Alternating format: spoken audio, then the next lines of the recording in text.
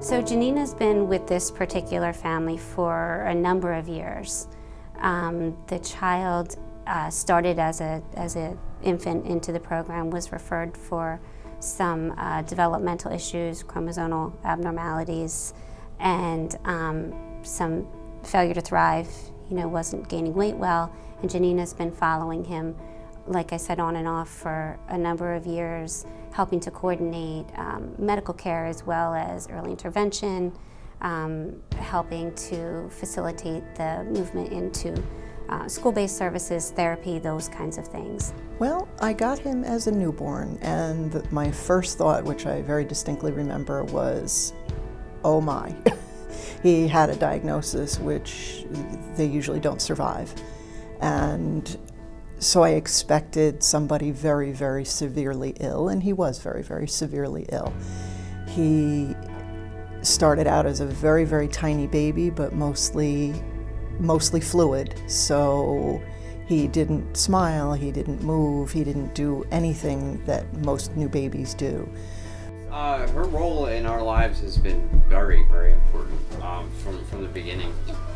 We had really, in the beginning, no knowledge of the chromosomal disorder that he had, and she kind of steered us in the right direction, of which doctors to get in contact with and have him seen.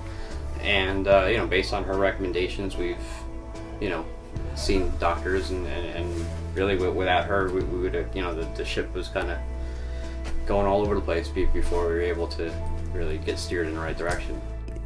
The challenge for him is that the diagnosis that he has is so rare, that his major diagnosis is so rare that most children that have that diagnosis, which does not have an official name, is less than 2 years.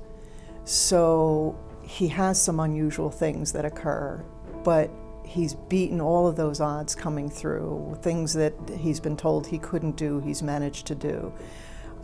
It's slow progress, but every step he makes is wonderful to see. He's only recently begun talking or saying words. Prior to that, he would scream.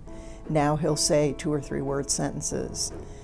It's amazing to see. The mother of the one child and the grandmother of the infant was, really eager to be able to participate.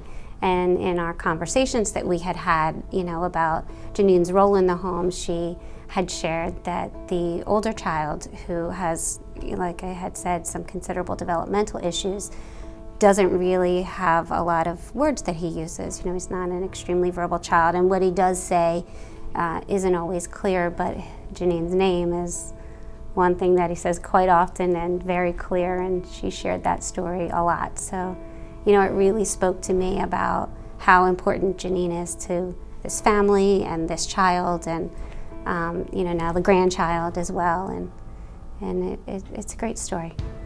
We'll tell Sean at this point, Janine's coming over, and he'll say, Jenine, Jenine, whenever he gets the little boo-boo in the house, Jenine, Jenine, even if she's not here, so he expects her now, he expects her to come over, he loves her. Home care is important in this case because you can see how he interacts with other people and why he sometimes reacts the way he does. And in many cases, you can see that with other children as well. His environment is loud and rambunctious. His diagnosis doesn't always go well with loud and rambunctious, but that's his life. He's got to live in this life for his entire life. He's learning how to cope with those things instead of having just complete quiet, which many of them respond better to. He doesn't have that.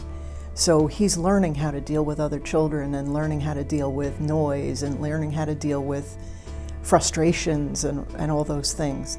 And as far as an environment, if you don't have the appropriate things in the household, if you don't have heat, if you don't have running water, if you don't have toilet facilities, which sometimes happens in certain cases, those are important to know, and the doctors don't find that out. They see a child that comes into the office dressed and everything presenting perfectly. They don't necessarily see what's in the home, and that's why it's so important for all children.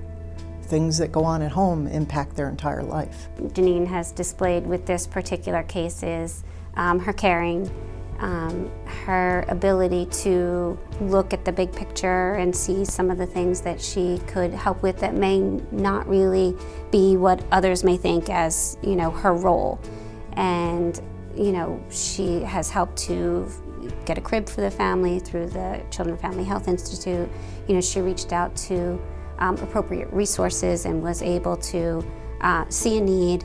And again, is that the job of a home nurse to get a crib for a baby?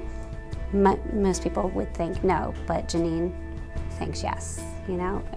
Just about everything that the family needs is something that I think that she's willing to help with, and has demonstrated that she can. And she's really great, very, very resourceful.